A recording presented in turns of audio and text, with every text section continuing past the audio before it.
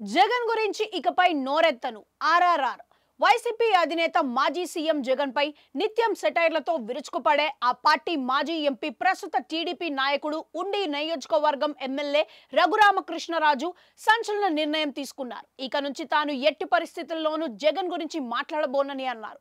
ఆయనపై సెటైర్లు కూడా వేయబోనని తేల్చి చెప్పారు.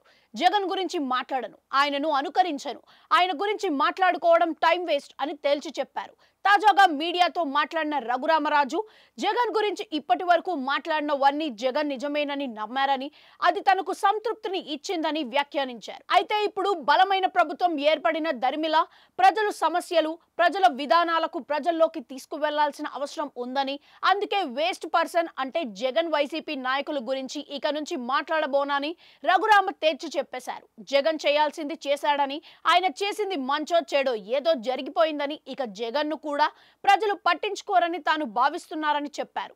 ఈ నేపథ్యంలో అనవసరంగా జగన్ గురించి టైం వేస్ట్ చేసుకునే ప్రసక్తి ఉండబోదని తేల్చి చెప్పారు.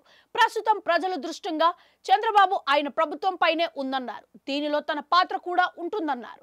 తాము ఎన్నికల ముందు ఇచ్చిన హామీలను నెరవేరుస్తామా లేదా అనే విషయాలపై ప్రజలు ఎక్కువగా చూస్తున్నారని, అందుకే ఇక నుంచి ప్రభుత్వ విధానాలను తాను మాట్లాడతానని రఘురామ తెలిపారు. జగన్ హయాంలో తనపై పోలీసులు చేసిన టార్చర్ను న్యాయపరంగా, చట్టపరంగా తెలుసుకుంటానని చెప్పారు.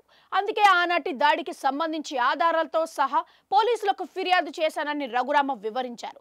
దీనిపై పోలీసులకు తనకు న్యాయం చేస్తారన్న నమ్మకం ఉందని, లేకపోతే కోర్టులు ఎలానో ఉన్నాయని తెలిపారు. ఎక్కడో ఒక చోట న్యాయం అయితే జరుగుతుందని ఆశిస్తున్నట్లు చెప్పారు.